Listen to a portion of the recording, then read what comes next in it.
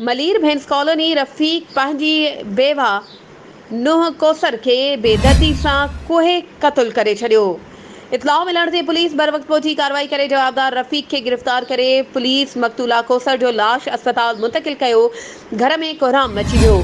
SHO सिखण जो चवणु आहे त बेवा कौसर ॿी शादी करण पे चाही, इन ते कावड़ में सोहरे खेसि क़त्ल कयो आहे। जवाबदार खे जेके आलात क़त्ल वारदात में इस्तेमालु कया आहिनि उहे बि हथ करे वरिता आहिनि। केस दाख़िल करे वधीक जांच शुरू करे ॾिनी। जंहिं दौरान फायरिंग में गोली लॻण सबबि ॿिन्ही धुरनि जा 2 ॼणा ज़ख़्मी थी पिया। ज़ख़्मियुनि खे मोहम्मद पनाह ऐं मोहम्मद आचर जलबाणी शामिल आहिनि। ज़ख़्मियुनि खे इलाज लाइ तालका अस्पताल रतोदर आंदो वियो, जितां हिकु ॼणे खे मोहम्मद पनाह जलबाणीअ खे ॻणती जोगी हालत में लाणकाणो मुंतक़िल कयो वियो आहे।